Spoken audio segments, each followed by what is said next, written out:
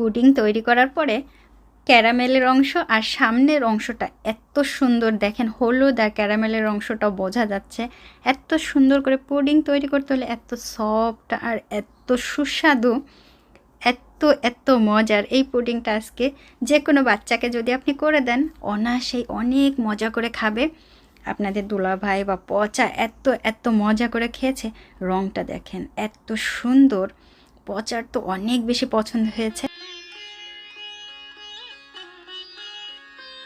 Hello সবাই, কেমন আছেন? আমি কলিকল্পনা, সাউথ কোরিয়া থেকে। ছোট এক মগ গরুর দুধ নিলাম আর এই যে চিনি দিলাম, ছোট্ট এক বাটির আধা বাটি চিনি দিলাম, দিয়ে একটু জাল দিয়ে নেব।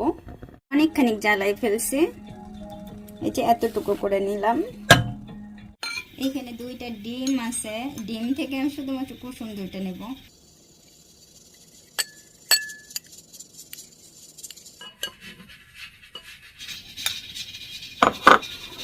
একটা ভেঙে গেছে,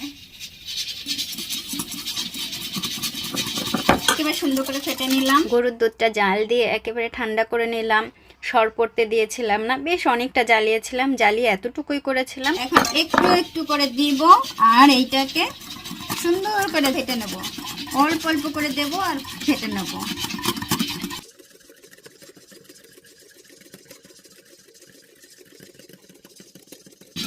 এখন খুব সুন্দর করে একটু ফেটা দেব। 1 চামচ চিনি, 2 চামচ, 3 চামচ চিনি, পানি 1 2 3 4 5 6 7 8 চামচ পানি। এখন এইটাকে ক্যারামেল তৈরি করব। এই যে ধীরে ধীরে ক্যারামেলের রংটা চলে আসতেছে, দেখেন ক্যারামেলের রংটা চলে আসতেছে, একেবারে হলুদ হচ্ছে। কিন্তু খুব বেশিক্ষণ জ্বালালে কিন্তু কালারটা একেবারে লাল হয়ে যাবে, জ্বালানো যাবে না। ক্যারামেলের রংটা ঠিক এরকম আসছে। এই পাত্রটা আমি কোরিয়ার, এটা একটা মাটির হাঁড়ি, এরকম অনেক হাঁড়ি পাওয়া যায় মাটির হাঁড়ি। এই মাটির হাঁড়িতে এরকম নিয়ে খুব তাড়াতাড়ি করে একেবারে চারিপাশে লাগাই দিতে হবে, খুব তাড়াতাড়ি করতে হবে। ক্যারামেলটা কিন্তু খুব তাড়াতাড়ি জমে যায়, সুতরাং খুব তাড়াতাড়ি পাত্র, যে পাত্রে আপনি করবেন সেই পাত্রটাতে খুব তাড়াতাড়ি করে চারিদিকে মিক্সিং করে নেবেন। ক্যারামেলটা দিয়ে ঠান্ডা হওয়া পর্যন্ত অপেক্ষা করব। ক্যারামেলটা একেবারে ঠান্ডা হয়ে গেছে, একটা ছাঁকনি নেব। যে মিশ্রণটা তৈরি করেছিলাম দুধ দিয়ে কুসুম দিয়ে, এটাকে আবারও একটু মিশিয়ে অবশ্যই ছাঁকনিতে ছেঁকে নেবেন, কারণ এর ভেতরে যদি কোনো দানা থাকে সেগুলো একেবারে চলে যাবে। খুবই সুন্দর হবে, মসৃণ হবে। যে আপনি পুডিংটা তৈরি করবেন একেবারে মসৃণ হবে, তার জন্য অবশ্যই ছেঁকে নেবেন। হয়ে গেছে, এইবার এইটাকে আমি ফয়েল পেপার দিয়ে ঢেকে দেব।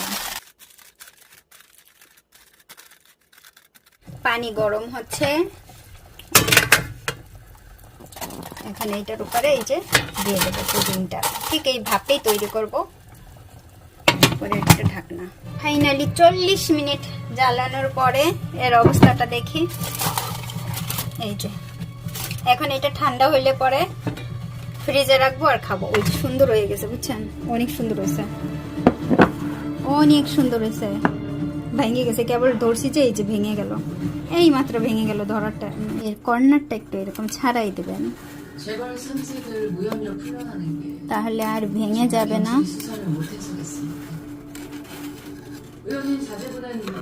আমি এখন বাইরে রেখে আসবো, এটা ঠান্ডা হবে, বাইরে রেখে আসবো, তারপরে ফ্রিজে রাখবো।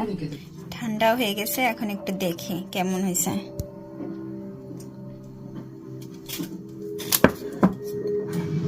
আমি যখন এটাকে চিত কইরা একেবারে সুন্দর করে পজিশনে নিতেছিলাম, তখন দেখি কি আমি একেবারে ফয়েল পেপার উপরে এটাকে চিত করছি, কিন্তু পরে আবার ফয়েল পেপার ছাড়াই নিয়ে যখন আবার আমি এটা একটা প্লেটে করে করতেছিলাম, নয় ফয়েল পেপারটার উপরে করলেই আমার একেবারে সম্পূর্ণভাবে ডিমটা ঠিক থাকতো, ভাঙতো না। কিন্তু ভাঙার পরেও আমি দেখলাম অনেক ভালো হয়েছে, কারণ ডিমের 2টা সাইডে আমি দেখতে পারতেছি, প্রথমের সাইডটা আর একেবারে ক্যারামেলের সাইডটা, 2টা সাইডে এত সুন্দর করে আসতেছিল, মানে এত ফেভারিট, মানে কালারটা অনেক অসম লাগতেছিল। টেক করছি না সেজন্য, কিন্তু কালারটা অনেক সুন্দর আসছে। ভাঙছে কোনো সমস্যা নাই, এত সুন্দর আসছে। এই কাজটা কেমন হইলো? পুডিংটা আমার হাত থেকে পড়ে এইভাবে ভেঙে গেল। হ্যাঁ, ইটস এ গ্রেট, কিন্তু খুব ভালো হয়েছে, সমস্যা নাই। যে কালারটা আপনারা দেখতে পারতেছেন যে এই পিছনে ক্যারামেলের জন্য এরকম হয়েছে, আর এই পাশে হলুদ কালার হয়েছে একেবারে অন্যরকম টেস্টের। এই যে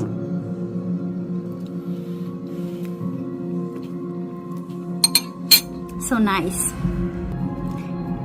ডিমের কুসুমের, শুধুমাত্র কুসুম দিয়ে তৈরি করা এই যে পুডিং, এর স্বাদ অতুলনীয়। শুধুমাত্র এই যে কুসুম দিয়ে তৈরি করা, একটু খেয়ে দেখবেন। এই পুডিংটা এত মসৃণ, না দেখলে মানে বিশ্বাসই করবেন না যে এত মসৃণ, দেখাই যাচ্ছে সফট।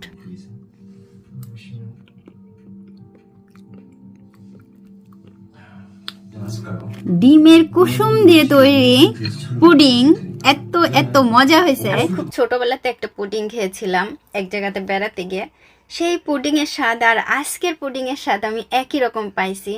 সেই পুডিংটা আমি মাঝে মধ্যে অনেক সময় চিন্তা করি যে সেই পুডিংটা কিভাবে তৈরি করছে বা এত স্বাদ ছিল কেন। আর আজকে এই পুডিংটা তৈরি করার পরে আমি বুঝতে পারলাম যে হ্যাঁ সত্যি অনেক এইভাবে তৈরি করা হয়েছিল, শুধুমাত্র কুসুম দিয়ে। দুধটাও পারফেক্টভাবে জ্বালানো ছিল, চিনিটাও ঠিক ছিল, ক্যারামেলটাও ঠিক ছিল, কালারটাও ঠিক ওই ছোটোবেলার যেরকম খেয়েছিলাম সেই কালারটাই আসছে। এত মজার। আমি আমাদের বল্টুকে বলতেছিলাম, পছাকে বলতেছিলাম যে আমি ছোটোবেলাতে যেরকম খেয়েছিলাম ঠিক সেই রকম একটা পুডিং আজকে তৈরি করেছি। ছোটোবেলার কথা বারবার মনে পড়ে পুডিং তৈরি করার সময়, আর আজকে সেটা একদম পারফেক্ট হলো।